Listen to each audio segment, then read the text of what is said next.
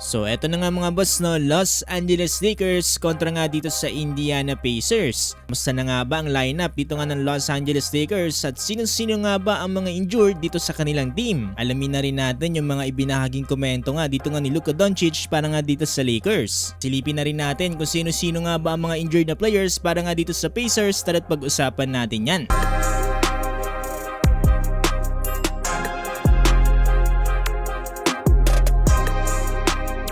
So Lakers versus dito sa Indiana Pacers. Well, dito sa huling laban dito ng Lakers ay tinalo sila dito ng Orlando Magic sa final score na 118-106.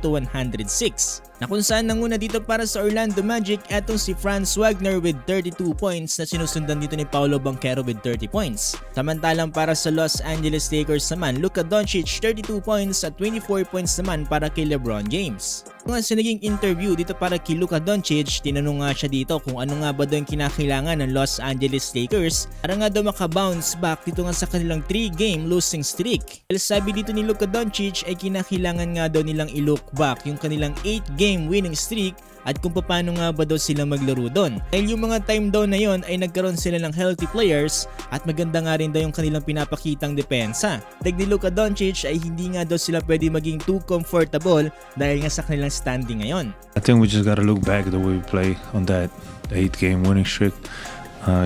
We're physical. We play hell of a defense. And I think we just got a little bit satisfied, so we can't afford that right now.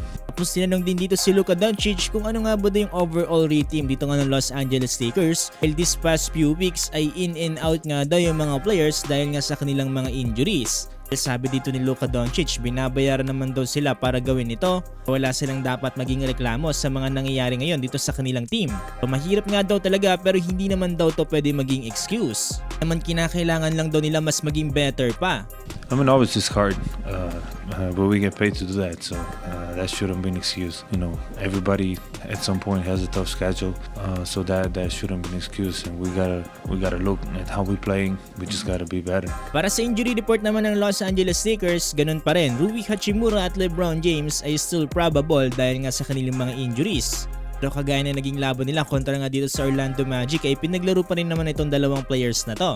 Siguro kinakailangan lang talaga ng momentum dito nga ni LeBron James at Rui Hachimura para nga mas lalong bumalik yung mga kanilang dating laruan. Pero syempre matagal-tagal din hindi nakapaglaro ang dalawang players na yan. Naghahanap pa yan ng init sa katawan pero hindi rin naman yan pwede maging excuse para matalo na lang sa laban. Para sa Indiana Pacers naman, looking good ang kanilang lineup at isang player lamang ang hindi makakapaglaro at ito nga ay si Isaiah Jackson dahil nga sa kanyang torn ACL. Sa momentum ngayon itong Indiana Pacers dahil sa ngayon ay nasa ikalimang win streak na sila at itong si Tyrese Haliburton ay nasa momentum na rin with 24 points sa kanilang huling laban kontra nga dito sa Minnesota Timberwolves na tinalo nila sa final score na 119-103.